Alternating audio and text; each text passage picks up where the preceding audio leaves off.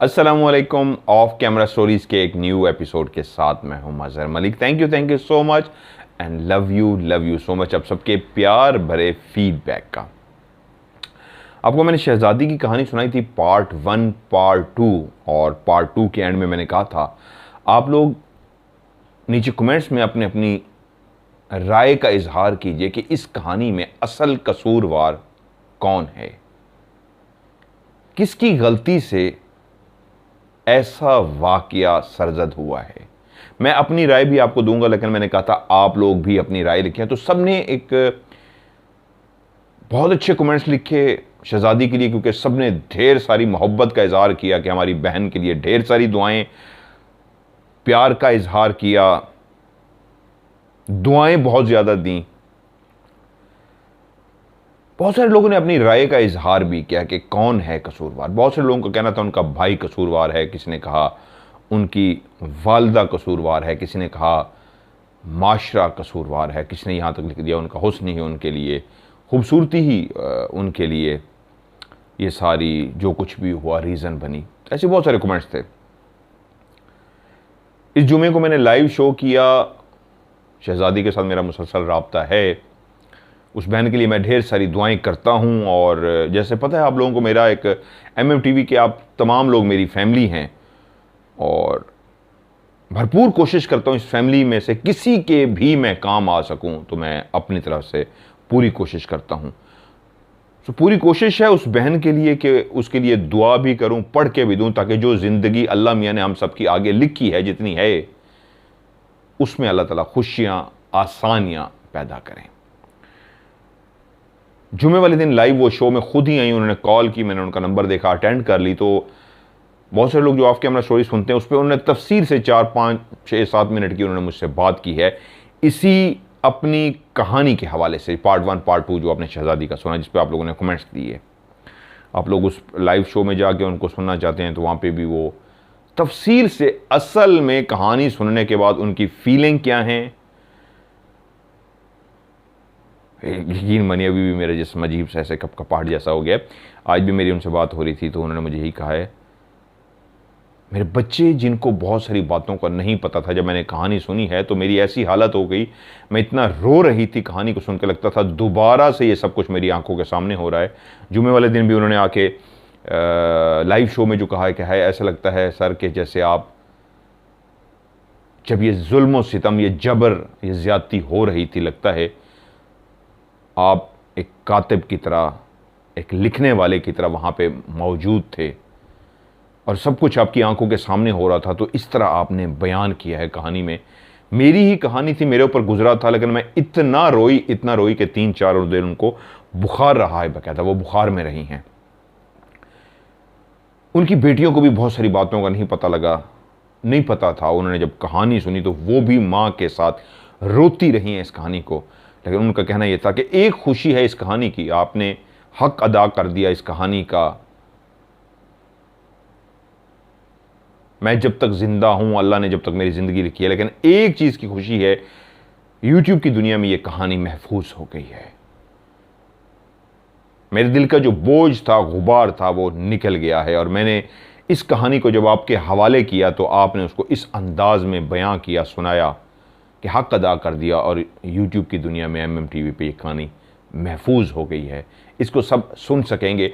मेरे साथ क्या होता है वो सुनने के बाद, मेरे साथ क्या करते हैं फलां फलां, मुझे अब इस चीज़ की किसी की भी कोई परवाह नहीं। मैं सबसे पहले चाहूँगा आपको उनका वॉइस मैसेज, जिन्होंने नहीं सुना जुमे को लाइव शो में सुनना चाहें सुन सकते हैं। एक छोटा सा 30 सेकंड का उन्होंने मैसेज रिकॉर्ड करवाया, पहले आप लोग वो सुन लीजिए। अस्सलाम वालेकुम मदर सर, मैं लोगों को एक मैसेज देना चाहनी हाँ कि ये जी कहानी इन्होंने सुनी है ना, ये कहानी नहीं, ये मेरे ते आ बीती है। मैं चाहनी है ना ये लोग इनू सुनन, इनू समझन। जिस तरीके नाल मेरे नाल दुनिया ते होया है, मैं नहीं चाहती कि दूसरी किसी शहजादी नाल होए। अपनियां शहजादियां की हिफाजत करो, अपनियां शहजादियां का ख्याल करो। Okay sir. एक छोटा सा मैसेज उन्होंने दिया है, लेकिन उस मैसेज में उन्होंने इतना कुछ कह दिया है कि बाकी कुछ बचा नहीं। क्या खूबसूरत मैसेज दिया, जिनके ऊपर इतना कुछ हुआ। उन्होंने कहा अपनी अपनी शहजादियों की हिफाजत कीजिए।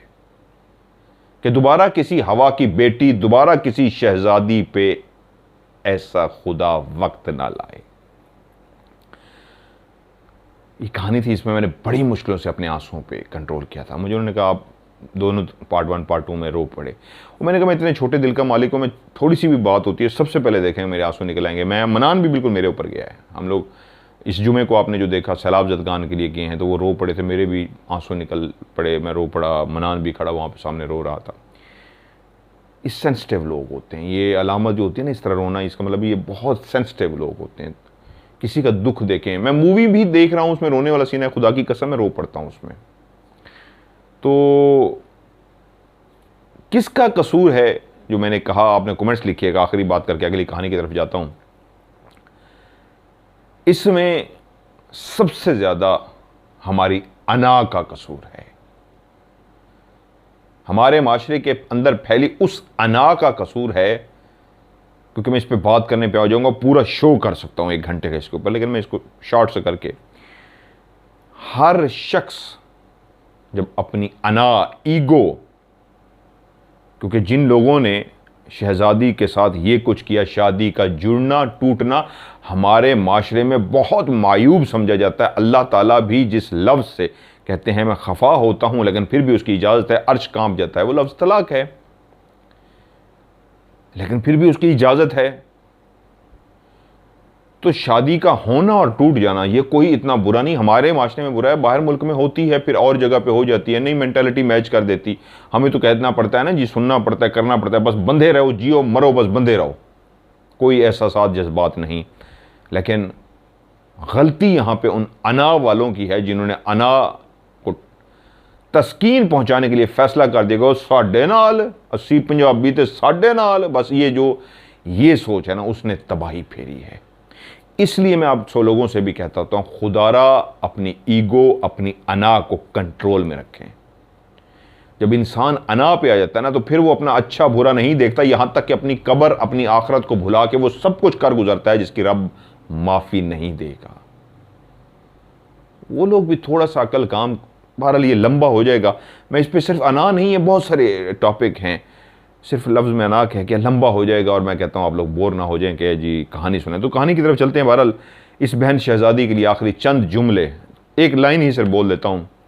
मेरी बहन, हम सब MMTV की फैमिली की तरफ से ढेर सारी आपके लिए दुआएं। कमेंट्स आप नहीं पढ़ सकती, फिर भी कोशिश करके आपने पढ़े। मुझे व्हाट्सएप पे भी बहुत ज़्यादा मैसेज आए हैं, व्हाट्सएप पे यकीन मानिए रोने वाले बहुत सारे मैसेज आए हैं। तो हम सब MMTV की फैमिली की तरफ से आपसे ढेर सारी दुआएं, ढेर सारा प्यार, और सिर्फ मैं नहीं, ये तमाम MMTV की फैमिली हर वक्त आपके साथ खड़ी है इंशाअल्लाह ताला। आज की कहानी जो मैं आपको सुनाता हूं, ये मुझे भेजी है सच्ची कहानी। इनका नाम है अब्बास, बड़े भाई का नाम है अली, उससे छोटी बहन का नाम फर्जी, इन्होंने रखा है नीहा, और सबसे छोटे हैं अब्बास। रावलपिंडी में रहते हैं। बहन का नाम उन्होंने फर्जी रख लिया, बाकी अली बड़ा बड़ा जो रियल है, छोटा छोटा असद भी, अब्बास भी रियल नाम है। जगह उन्होंने बता दिया, लेकिन मैं कोशिश करूंगा उस जगह को, उन्होंने कहा बता दें, लेकिन मैं इसलिए नहीं बताना चाहूँगा। बहुत से लोग अभी उस जगह पे जाते हैं, बड़ी मशहूर जगह पिंडी की। पहले तो वो गैराबाद से थी, पार्क तो था, जंगल बहुत ज़्यादा वहाँ पे था। अब जंगल भी बहुत पीछे होता जा रहा है, आबादी है, रश है, लोग वहाँ पर रोज़ जाते हैं। तो ऐसा ना हो कि किसी के दिल में कहानी सुन के ऐसे खौफ सा आ जाए, क्योंकि शहजादी की कहानी पे भी कुछ ना कुछ इस तरह के कमेंट्स किए हुए थे कि आप डिप्रेशन का शिकार कर रहे हैं, आप इस तरह की कहानियाँ क्यों सुना रहे हैं। 1-2 कमेंट्स थे, तो उनके लिए जवाब ये है, मैं डिप्रेशन का शिकार नहीं करता। किसी के दुख को समझने के लिए सुनना ज़रूरी होता है, तब किसी के दुख को ख़त्म करने के लिए हम आगे बढ़ के उस दुख को ख़त्म कर सकेंगे। दुख सुना ही नहीं, तकलीफ सुनी ही नहीं, तो फिर हम आगे कैसे बढ़ेंगे। जब हम किसी चीज़ को देखते हैं ना, तभी हम दिल से आगे बढ़ते हैं और फिर मदद कर सकते हैं। तो कभी कभी इस तरह की जो कहानी है, ये हमारी माशरे की कहानी है। कम से कम ये MMTV फैमिली जो है, ये मिल के सुधारने की कोशिश कर सकती है अपने आप को, अपने माशरे को, अपनी रिवायात, कल्चर, तहजीब, उन तमाम चीज़ों को जो बुरी हैं, और अच्छी चीज़ों को, जिस तरह मैं कहता हूँ, तो हमने फैलाने की कोशिश करनी है। आज बहुत से लोग मुझे डांट देंगे, मेरे चाय पे डांट देते हैं, कहते हैं जी बातें बहुत करता है। क्या कहते हैं, गल्ला दा गालड़, तर्जमा आज तक नहीं किसी ने मुझे बताया। ये होता क्या है, एक सिख भाई ने कहा है, जरा मज़र मले के गल्ला दा गालड़ है। अब्बास की कहानी की तरफ आते हैं। अब्बास कहते हैं जी हम छोटे से थे, तीनों बहन भाई, हमारी उम्रों में कोई 1-1 साल का फ़र्क है, हम काफ़ी छोटे थे। अब तो माशाल्लाह काफ़ी ज़्यादा उम्र हो चुकी है। सर्दियों के ये दिन थे, तकरीबन 3-4 बजे का टाइम था। घर वालों से फरमाइश की कि बाहर चलते हैं। छुट्टी वाला दिन था। अम्मी, अब्बू और तीनों बहन भाई गाड़ी में बैठे। बच्चों को फुल ड्रेसअप किया गया सर्दी से बचने के लिए। जैकेट, सॉक्स, मतलब सर पे बांधने के लिए कैप, सारा कुछ बच्चों को स्पेशल, जब छोटे हों तो कि इनको सर्दी ना लग जाए। तो गाड़ी में बिठाया गया और दोनों मियाँ बीवी आगे फ्रंट सीट पे सवार हुए। गाड़ी रवाना हुई। रावलपिंडी की सड़कों पे दौड़ती हुई एक ऐसे जगह पे रुकी जहाँ पे बच्चों के लिए वो आए थे, जहाँ पे झूले लगे हुए थे और बच्चों ने शौक से वो झूले लेने थे। मियाँ बीवी ने फैसला किया कि बाहर काफ़ी ठंड है, बच्चों को तो गर्म कपड़े पहना दिए, उनके लिए मसला नहीं है। मेरे ख्याल में हम दोनों सामने ही झूले थे और गाड़ी ऐसी जगह पे लगा दी गई जो कुछ ही फासले पे बच्चों को भी वो बैठे देख सकते थे, यानी बच्चे बिल्कुल उनकी आंखों के सामने ही खेलते रहते हैं। उन्होंने फैसला किया ठीक है हम दोनों यहीं पे बैठते हैं, गपशप करते हैं। बच्चों को जाओ बच्चों आप जाके पार्क में झूले ले लो। तीनों बच्चे पार्क के अंदर पहुंचे और खुशी खुशी झूले के ऊपर सवार हो गए, जहां पे मुख्तलिफ नौइयत के झूले थे। अली ने और अली से छोटी नेहा ने उन दोनों झूलों का इंतखाब किया जिस पे बैठ के रस्सों की मदद से जो बांधे जाते थे, स्विंग जिनको कहते हैं, और आप हिलते रहते हैं बैठ के। जिस तरह ये झूला है, ये तो लकड़ी का एक बहुत बड़ा झूला है। इसी तरह पिलर के साथ जो झूले बनाए जाते हैं, जंजीर या रस्सी बंधी होती है, आप इस तरह झूलते रहते हैं। ये तो बड़ा झूला है, वो छोटे से झूले होते हैं। दोनों बहन भाई उस झूले पे झूलना शुरू हो गए। सबसे छोटा अब्बास भी दूसरे झूलों पे खेलना शुरू हो गया। झूले पे खेलते खेलते अचानक उसकी निगाह पड़ी तो उसने देखा सामने जो उनके कुछ ही फासले पे एक बेंच पड़ी है। बेंच जिस पे एक बूढ़ी औरत बैठी है। बूढ़ी औरत उनकी तरफ कमर करके बैठी है। असूलन उनको इस अंदाज में उस बूढ़ी खातून को बैठना चाहिए था कि उस औरत का मुंह इनकी तरफ होता, क्योंकि जिस तरफ वो मुंह करके बैठी थी वो जंगल की तरफ बैठी देख रही थी। अमूमन जो इस पार्क में लोग आते थे वो जंगल की तरफ कमर करके बैठते थे, फूलों के नज़ारों को एंजॉय करते थे, इस हरियाली को, सब्जे को एंजॉय करते थे। लेकिन वो कैसी खातून थी कि वो जंगल की तरफ बैठी देख रही थी। अब्बास ने कुछ देर उस औरत को देखता रहा और खेलता रहा, लेकिन पता नहीं क्यों बार बार खेलते हुए उसकी तवज्जो उस औरत की तरफ चली जाती थी। अजीब सा एक लिबास था, जैसे कोई ब्लैक सी साड़ी होती है, ब्लैक सा कोई कमीज होता है, एक अजीब सा एक था। उसको धुंधली धुंधली सी वो एक नज़र सी आ रही थी। कौन सा ड्रेस है, ये कौन है, चुप करके बैठी है। बच्चे एक उम्र में ऐसे होते हैं, किसी चीज़ को एक दफ़ा देख लें तो बार बार देखना शुरू कर देते हैं। अब्बास के साथ भी ऐसा हो रहा था। वो खेलते खेलते फिर मुतवज्जो हो जाता, उस औरत को देखता जो मुसलसल टिकटिकी बांधे सामने जंगल को देख रही थी। कोई हलचल नहीं थी उसके अंदर, कोई मूवमेंट नहीं थी, बस बैठी हुई थी। उस बच्चे ने खेलते खेलते कहा इसकी टांगे भी नजर नहीं आ रही, बेंच के नीचे टांगे कहाँ हैं। देखा उसकी टांगे भी नजर आ रही है, यकीनन वो ऊपर फोल्ड करके बैठी हुई होगी। वो कुछ देर देखता रहा और खेलते खेलते अपनी बहन के पास पहुंच गया कि अब तुम उतरो और मुझे जरा झूले पे बैठने दो। बहन ने भी भाई का थोड़ा सा ख्याल किया, रुक गई और कहा आओ बैठ जाओ। तो उसने साथ ही कहा नेहा से कि वो देखो वो तुम्हें आंटी नजर आ रही है सामने बैठी हुई। उसने कहा हाँ। देखो कैसी अजीब आंटी है। उसने भी अब उसको देखा तो एहसास हुआ हाँ काफ़ी अजीब सी आंटी है, ऐसी अजीब सी गुमसुम सी बैठी हुई है, मुंह भी दूसरी तरफ करके बैठी है, कमर उनकी तरफ करके बैठी है। अब वो भी उसको तकना शुरू हो गई। कुछ देर अब्बास इसी तरह झूले लेता रहा। अब नेहा थी जो मुसलसल उस आंटी को तके जा रही थी दूसरे झूलों पे झूलते हुए। थोड़ी देर के बाद नेहा वापस अपने भाई के पास आई कि काफ़ी देर तुमने झूले ले लिए हैं, चलो अब नीचे उतरो, मेरी बारी है। अब्बास ने झूला अपनी बहन के हवाले किया, क्योंकि उसके साथ वाला झूला बड़ा भाई था और बड़ा भाई हमेशा तेज़ होता है, वो अपना जिस चीज़ पे कब्जा कर लेता है वो फिर हवाले नहीं करता। दोनों को, नेहा को और अब्बास को पता था अली जिस पे बैठ जाता है फिर वो नहीं देगा, इसलिए उसकी तरफ कोई जगह ही नहीं था रहा था कि तुम काफ़ी देर से झूले ले रहे हो, हमें दे दो। अली अपने झूले लेता रहा, वैसे ही बहुत शरारती लड़का था। अब्बास चलता हुआ अपनी माँ के पास जब वो अपनी माँ के करीब पहुंचा तो गाड़ी के दरवाजे के पास मियाँ बीवी जो दोनों बातों में मसरूफ थे और हर थोड़ी देर के बाद शौहर भी, माँ भी, बाप माँ दोनों बच्चों की तरफ भी निगाह मार लेते थे, उसने देखा कि छोटा बेटा अब्बास पास आके खड़ा। उसने कहा, हाँ बेटा क्या हुआ? उसने कहा, मामा वो देखो, वो जो आंटी बैठी है कैसी अजीब सी हैं। माँ ने यूँ देखा और कहा, कहाँ पे है बेटा?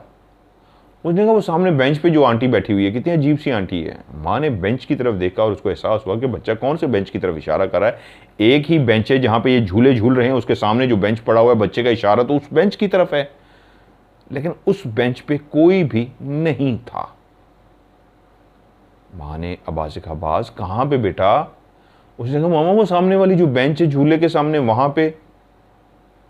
वो समझ गए एकदम से, बच्चा है पता नहीं क्या देख रहा है, ये क्या कर। उन्होंने कहा, बेटा उधर ध्यान मत दो, उधर कुछ भी नहीं है, जाओ तुम खेलो या अंदर गाड़ी में आके बैठ जाओ, उधर छोड़ो उसको, कुछ भी नहीं है। माँ को अंदाजा हो गया था वहां पे कुछ भी नहीं है और बच्चा पता नहीं किस आंटी को देख रहा है या क्या कर रहा है। वो शायद किसी खास घर के टॉपिक के ऐसे इन्वॉल्व हुए थे कि इस तरफ माँ ने खास तवज्जो ना दी और कहा, गाड़ी में आके बैठ जाओ।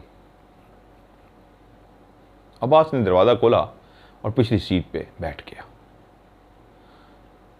अब वो पिछली सीट से बैठा मुसलसल अपनी बहन को झूला झूलते हुए देख रहा था। साथ भाई भी मौजूद था जो झूला झूल रहा था।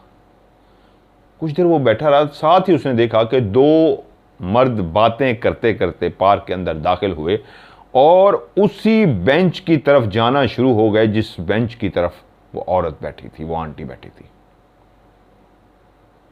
और चलते चलते बिल्कुल एक साइड पे वो आंटी और दूसरी साइड पे वो दोनों शख्स जाके बेंच पे बैठ गए। सिर्फ फर्क ये था, आंटी कमर करके बैठी थी और वो दोनों शख्स जो उस बेंच पे बैठे थे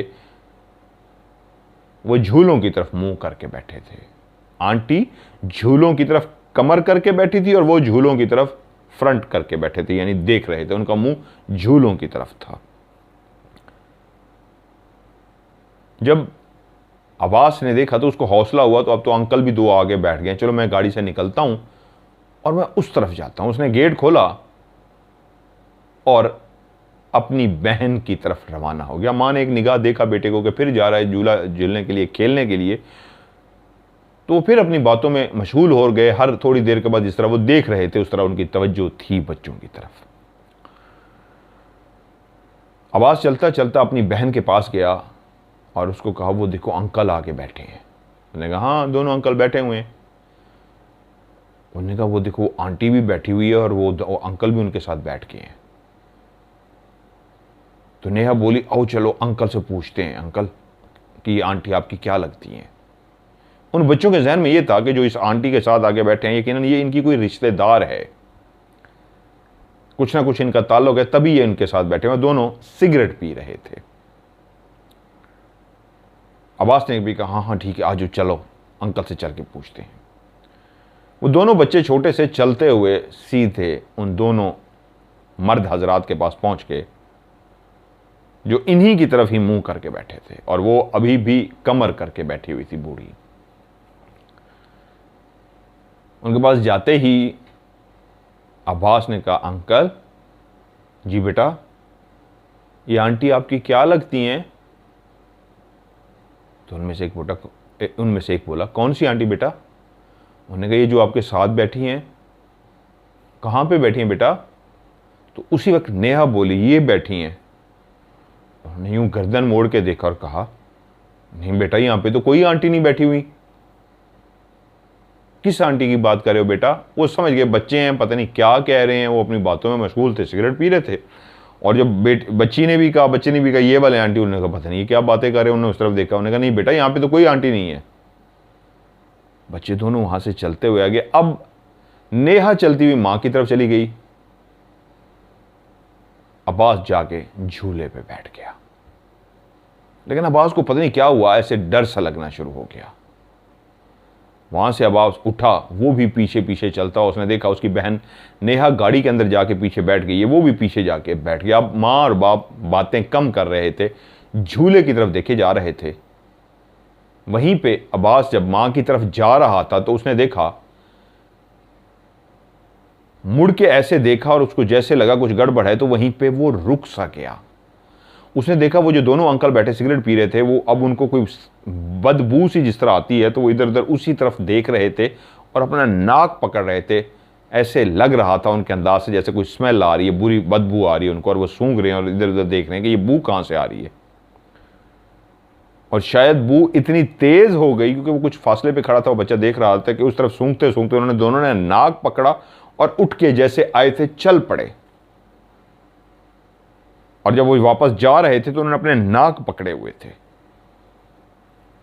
ऐसा लगता था जैसे बदबू इतनी तेज हो चुकी है कि ना काबिल बर्दाश्त है, इसलिए वो जल्दी से नाक पकड़ के वहां से रवाना हो गए। अब्बास भी चलता हुआ गाड़ी तक पहुंचा, गाड़ी का पिछला गेट खोला और जाके अपनी बहन के साथ खामोशी से बैठ गया। अब आगे फ्रंट पे बैठे हुए दोनों मियां बीवी जिनकी बातों में मशगूल थे, तवज्जो कभी कभी बच्चों की तरफ देख लेते थे, उन्होंने मुड़ के अब बातें कम कर दी थी, मुसलसल अली की तरफ देख रहे थे जो अभी भी अपने झूले पे बैठा झूले ले रहा था। उसी लम्हे मां ने और बाप दोनों ने देखा कि अली इतना तेज तेज झूला ले रहा है कि वो दोनों हैरान हो गए कि इतना तेज झूला लेने से तो ये नीचे गिर जाएगा। और एकदम से मां के दिमाग में जो बात आई, क्योंकि मां को खटक चुकी थी बात, क्योंकि बेटी ने भी आके, नेहा ने उसको कह दिया था मां को, मां वहां पे आंटी बैठी है। पहले छोटे छोटे बेटे अब्बास ने कहा मां से, और फिर जब नेहा ने भी कह दिया वहां पे आंटी बैठी है, तो मां अलर्ट हो गई कि दोनों बच्चे एक बात कर रहे हैं, जो आंटी तो कोई भी नहीं है, ये क्या माजरा है। तो शोहर को जरा कहा खामोश हुई, देखिए बच्चे क्या हो रहा है। तो उसी वक्त जब अली की तरफ मुतवज्जे हुए तो अली के झूले इतने तेज हो रहे थे, इतने तेज हो रहे थे। एक जिस तरह मैं बैठा हूं अभी, ये मैं झूला ले रहा हूं, ये देखिए मैं पाँव टच करता हूं ज़मीन से पाँव टच करने से इस तरह झूला लिया जाता है। तो झूले जो छोटे पार्क के झूले होते हैं उसमें भी पाँव की मदद से आप इस तरह झूले लेते हैं, लेकिन जब कोई बहुत तेज तेज झूले ले रहा हो तो पीछे कोई शख्स मौजूद होता है। जो इंसान पीछे जाता है तो उसको ज़ोर से धक्का देता है, पुश करता है, तो फिर वो आगे की तरफ जाता है, और जैसे ही पीछे वापस आता है फिर उसको ज़ोर से धक्का दिया जाता है, तो स्पीड बढ़ती जाती है, झूला तेज से तेज होता जाता है। अली अपने पाँव ज़मीन को टच नहीं कर रहा था, लेकिन उसका झूला तेज से तेज होता जा रहा था। वहीं पर माँ की आवाज़ आई, सुनिए अली गिर जाएगा, जल्दी से अली को लेके आइए। उसका झूला देखे तेज से तेज होता जा रहा है, इसको जल्दी से लेके आइए। लफ्ज ही वो अदा ना कर सकी, बस एक फिक्र पड़ गई कि जाइए इसको लेके आइए। अली का बाप गेट खोल के बाहर निकला, जल्दी से चलता हुआ झूले तक पहुंचा। अब झूला वाकई इतना तेज था कि लगता था कि अली पूरा ही घूम जाएगा, उल्टा ही घूम जाएगा, इतना तेज हो चुका था, इतना ऊपर ऊपर वो जा रहा था। जाते ही उन्होंने झूले को हाथ दिया, रोका और अपने बेटे अली को उठा लिया, नीचे उतारा, और वापसी की तरफ जैसे ही मुड़े तो उसी लम्हे अब्बास की निगाह पड़ी कि वो जो बेंच पे बैठी हुई थी, एक जुमला मैं भूल गया, मैं बताता हूँ। वो जो बेंच पे बैठी हुई थी, अब वो बेंच से उठ गई थी और उसी जगह पे खड़ी थी जहां पे अली झूला झूल रहा था, और उसकी पोजीशन वही थी जैसे अली को कोई पीछे से धक्का दे रहा हो और झूला बहुत तेज होता जा रहा था। तो वही औरत इस अंदाज में वहां पे खड़ी थी कि झूले को तेज तेज धक्का मारने वाली, पुश करने वाली वही औरत थी। अब्बास ने उसी लम्हे देख लिया। लेकिन एक बात जो मैं भूल गया पीछे बताना, वो ये थी कि जिस वक्त अंकल लोगों से उन्होंने पूछा, नेहा ने और अब्बास ने, कि अंकल ये आंटी कौन है, आपकी क्या लगती हैं, तो उन्होंने कहा कौन सी आंटी, उन्होंने कहा ये जो आपके पास बैठी है। उन्होंने कहा बेटा यहाँ पे तो कोई नहीं बैठी। तो उसी वक्त नेहा ने तो नहीं देखा, लेकिन अब्बास ने देख लिया था कि उस औरत ने आहिस्ता से मुड़ के पीछे की तरफ देखा था, उसी सिमत देखा था जिस सिमत अब्बास और नेहा खड़े थे।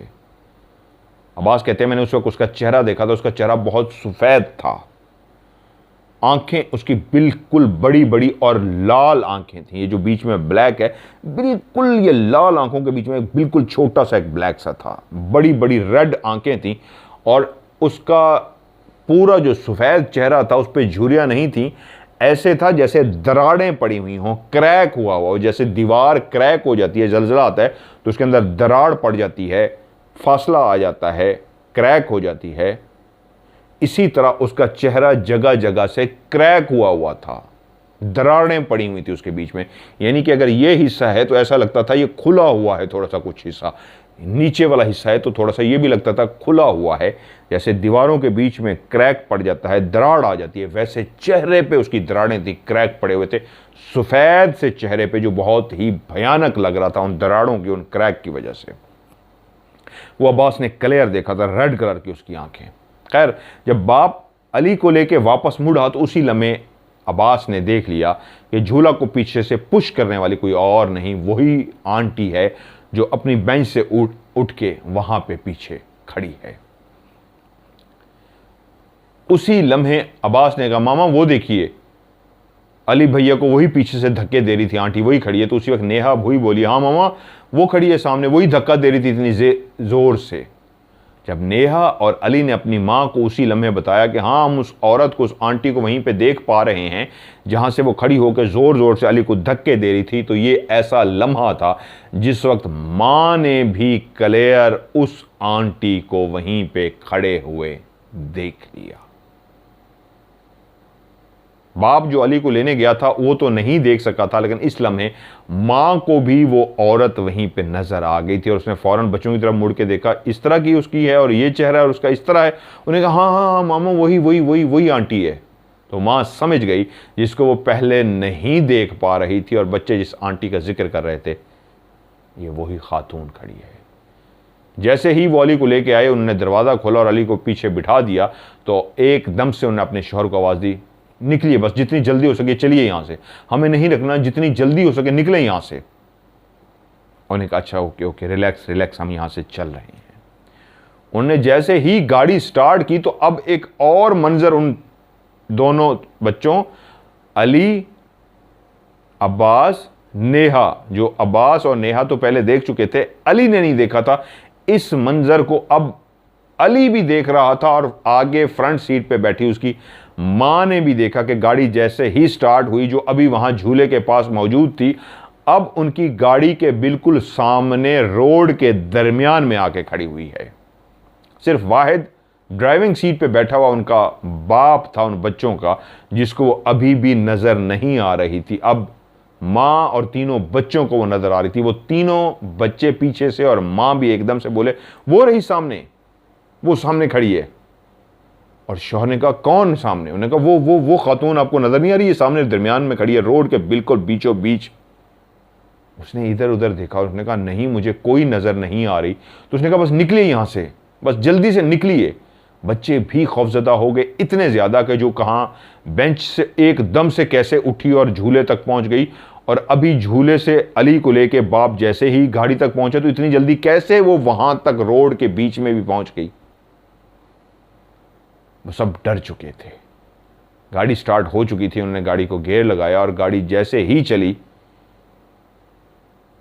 तो बच्चों के बाप उस खातून को जो रोड के दरमियान में मौजूद थी देख तो नहीं पा रहे थे, लेकिन सबके कहने पे इस अंदाज में गाड़ी को साइड से निकाल के ले गए कि इसको बचा के ही निकलें, ये जो भी बला है, जो भी चीज़ है, टच ना ही करे तो बेहतर है कि हमारे ऊपर कोई और मुश्किल ना बन जाए, कोई अजाब ना आ जाए, कोई मसला ना बन जाए। साइड से निकालें गाड़ी को, साइड से, और क्योंकि उन सबको तो नज़र आ रही थी, फ्रंट पे बैठी हुई माँ को भी वो खड़ी नज़र आ रही थी, बाप को नज़र नहीं आ रही। तो इसलिए माँ ने गाइड किया गाड़ी को परली साइड पर रखें, हाँ अब यहाँ से निकाल लें। उन्होंने निकाल लिया।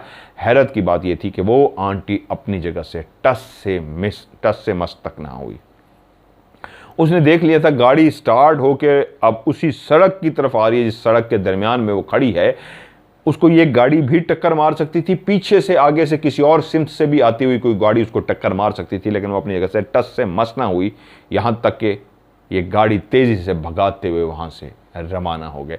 पूरा रास्ता बच्चे भी डरे रहे, माँ भी पढ़ती रही, विर्द करती रही, यहां तक कि वो खैरियत से घर पहुंच गए।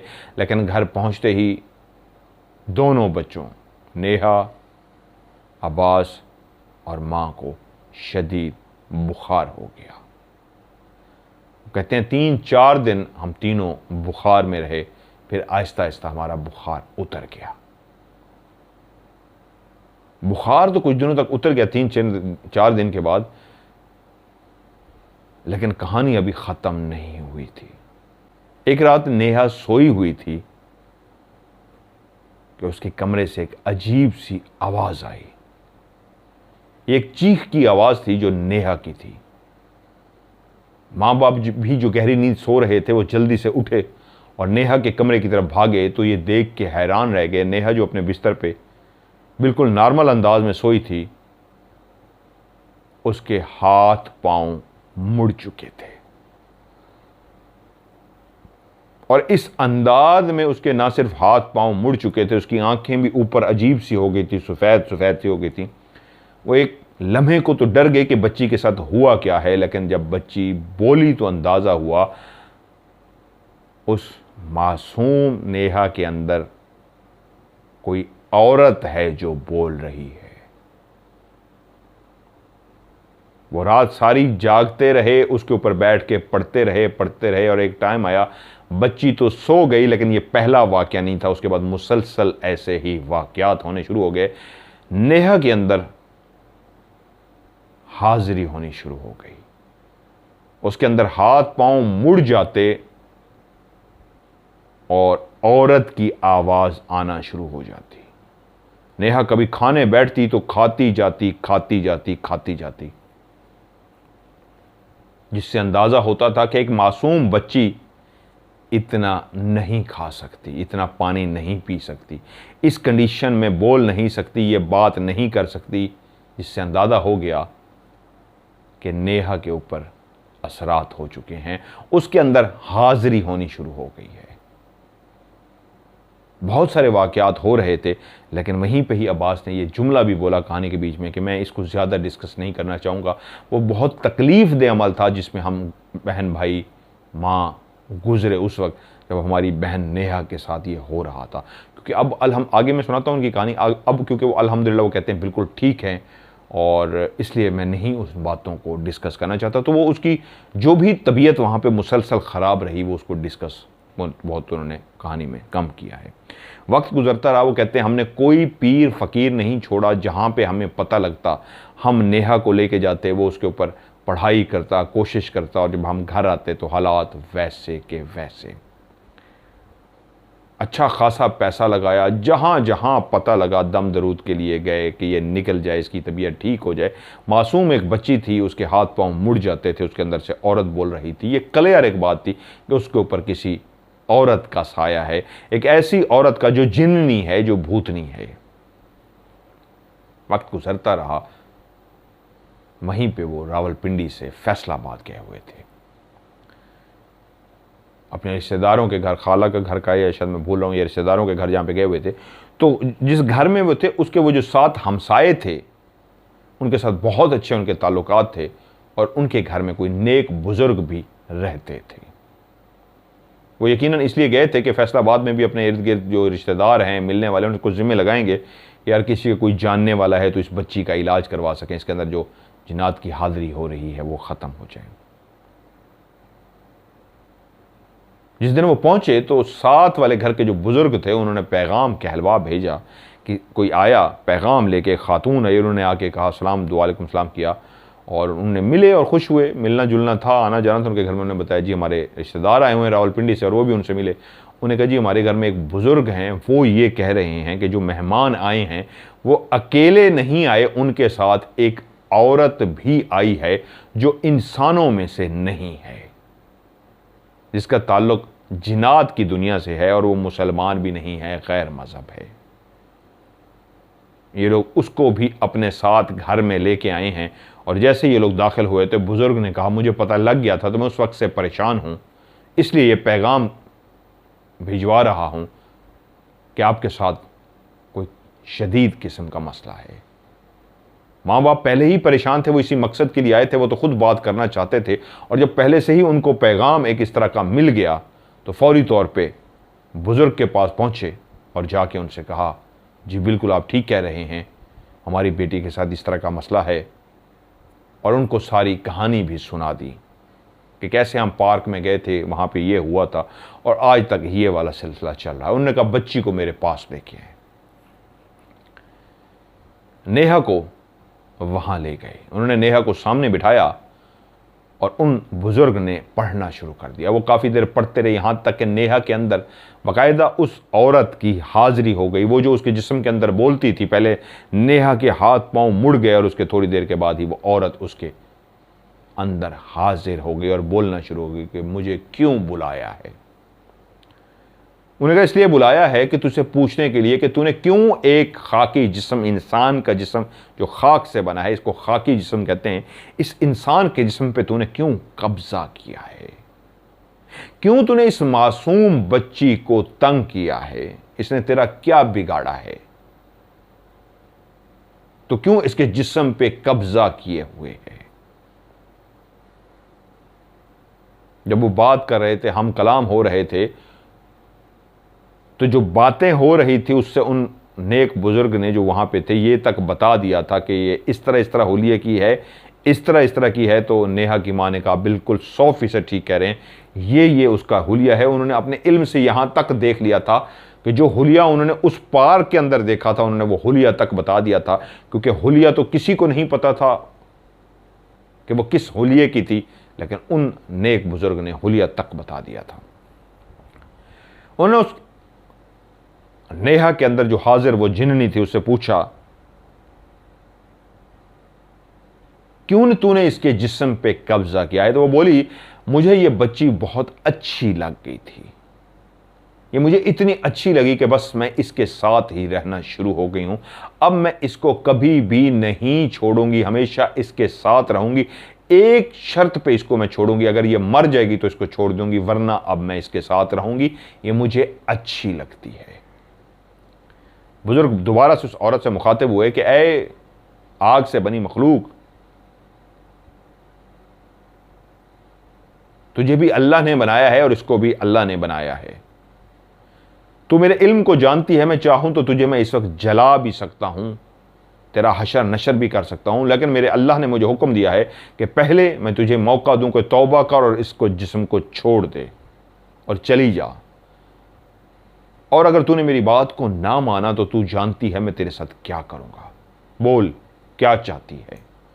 कुछ देर वो खामोश रही, उसके बाद बोली मुझे पता है आपकी ताकत कितनी है, ठीक है मैं इसको छोड़ने के लिए तैयार हूं, लेकिन मेरी एक शर्त है। बुजुर्ग ने पूछा क्या शर्त है। कहा नेहा गोश्त लेके और 3 बकरे की सिरियां लेके अकेली उसी पार्क में दोबारा से जाए, जिस जगह पे इसने मुझे पहली दफा देखा था, उसी बेंच पे जाके ये छोड़ दे, मुझे गोश्त दे दे, सिरियां दे दे, मैं इसके जिस्म को छोड़ दूंगी। उसी वक्त बुजुर्ग ने कहा हाँ ठीक है, मुझे मंजूर है, गोश्त भी मिल जाएगा, 3 सिरियां भी मिल जाएंगी, लेकिन तुम्हें वादा करना होगा तुम चीजें लेने के बाद इसके जिस्म को छोड़ दोगी, और अगर ऐसा तुमने ना किया तो याद रखना फिर जो मैंने तुम्हें कहा है शुरू में, फिर मैं वो कर गुजरूंगा तुम्हारे साथ कि तुम्हारी नस्लें तक याद रखेंगे मैंने तुम्हारे साथ क्या किया था। उसने वादा लिया और कहा मैं इसको छोड़ दूंगी। अब नेहा को लेकर घर वाले तो पहुंच गए, लेकिन ये भी एक मुश्किल मरहला था। एक छोटी बच्ची के हवाले गोश्त और 3 सिरियां करनी थी, और उसने अकेले जाके, माँ बाप करीब मौजूद रहते, ये तो नहीं कि घर से ही रवाना करते, यानी कि उसी तरह गाड़ी में बैठे रहते और उसको रवाना करते, लेकिन ये एक सख्त फैसला था, एक मुश्किल फैसला था जो वालिदैन को करना था। और ऐसा ही किया गया कि गोश्त लिया गया और 3 सिरियां भी ली गई, और गाड़ी उसी जगह पे पार की गई जहां पे पहले पार की गई थी। नेहा को वो चीज़ें दोनों हाथों में पकड़ा के, एक हाथ में गोश्त और एक हाथ में 3 सिरियां, जो उस बच्ची के लिए उठाना भी काफ़ी मुश्किल था। कहा बेटी जाके सामने उसी बेंच पे जल्दी से रखो और मुड़ के नहीं देखना, भागते हुए जिस तरह उन्होंने कहा था वापस आके गाड़ी में बैठ देना। शौहर से कहा आप गाड़ी स्टार्ट रखिएगा। माँ उतर के बाहर खड़ी हो गई, बेचैन हो गई, बेटी के हाथ में चीज़ें पकड़ाई, और मासूम नेहा चलती हुई आहिस्ता आहिस्ता उसी बेंच की तरफ गई।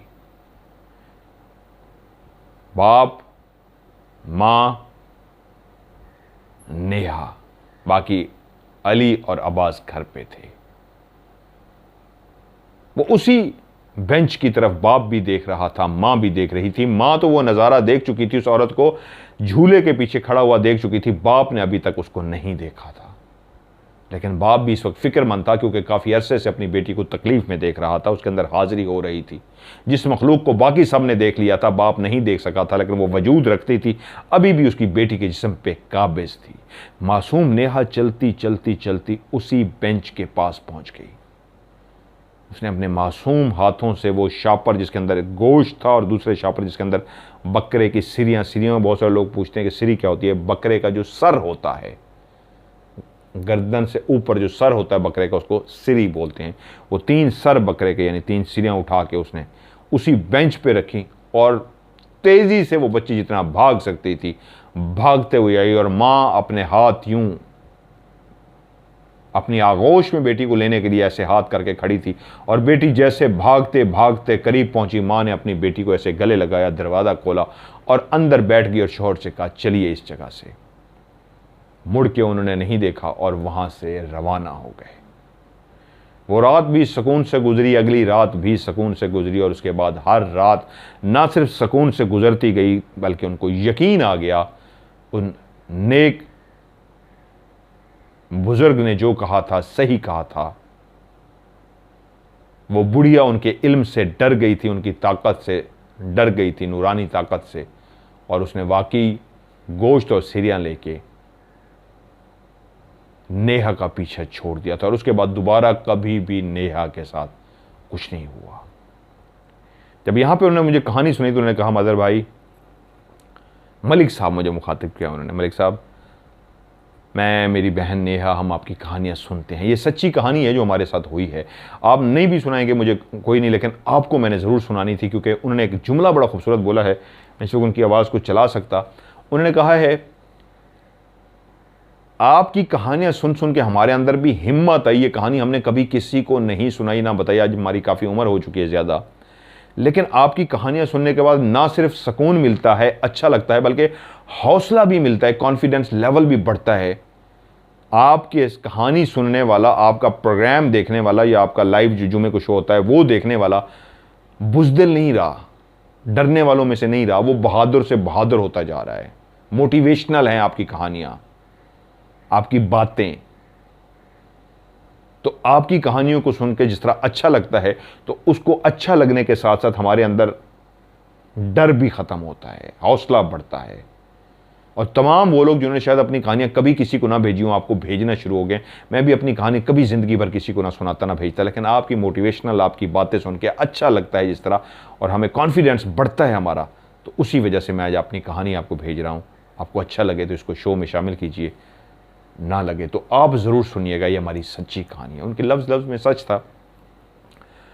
और मेरी तरफ से ढेर सारा प्यार मेरी बहन नेहा के लिए, अब्बास के लिए, अली के लिए। अब वो अल्हम्दुलिल्लाह बिल्कुल ठीक है। उसके बाद दोबारा ज़िंदगी में उनके साथ, नेहा के साथ कुछ भी नहीं हुआ। ये फ़र्ज़ी उनका नाम है, अब्बास, और अली रियल नेम है। तो उन्होंने अपनी एक सच्ची कहानी जो मेरे साथ शेयर की, जो मैंने आपके साथ भी शेयर की। आप लोग भी अपनी कहानियाँ मुझे सेंड करें, इंशाल्लाह आपकी कहानियों को मैं प्रोग्राम का हिस्सा बनाऊँगा। और नेहा के लिए अगेन ढेर सारा प्यार, ढेर सारी दुआएं। अल्लाह ताला आपको, आपकी पूरी फैमिली को, भाइयों को, माँ बाप को हमेशा अपनी हिफ्ज़ व अमान में रखे, और आप सब पे अल्लाह ताला की रहमत ख़ास हो। दुख, मुसीबत, परेशानी कभी भी आपके करीब ना हो। आमीन सुमा आमीन। तो आप लोग भी मुझे अपनी कहानी भेजिए, और वॉइस मैसेज के ज़रिए भी आप मुझे कहानी भेज सकते हैं, लिख के भी भेज सकते हैं। जब आप कहानी वॉइस मैसेज भेज दें या लिख के भेज दें, तो एंड पे एक छोटा सा मैसेज, जिस तरह आज मैंने आपको ये मैसेज, शहज़ादी का मैसेज मैंने आपको सुनाया 30 सेकंड का, इस तरह आप भी 15 से 20 सेकंड का, 30 सेकंड का एक वॉइस मैसेज छोटा सा अलग से एंड में भेज सकते हैं, जो मैं कहानी के एंड में सुना दूंगा। और लेकिन आखिरी लफ्ज़ जो आपने लिखना है वो स्टोरी लिखना है, STORY, स्टोरी लाजमी लिखना है, स्टोरी, ताकि मुझे फ़ौरन पता लग जाएगा ये स्टोरी है, और इसको नंबर दे के मैं सेव कर लूँगा। और आपने भेजना है मेरे इसको व्हाट्सअप के नंबर के ऊपर +92, पाकिस्तान से बाहर के लिए ये कोड होता है +92 313 665550। मैं रिपीट करता हूँ, +92 313 665550। पाकिस्तान से यही नंबर डायरेक्ट मिलाएंगे, +92 ख़त्म करके 0313 665550, यानी 0313 665550। आज की आपके अपना स्टोरी से मदर मलिक को दीजिए इजाज़त। अपना ढेर सारा ख्याल रखिएगा। खुदा हाफिज़।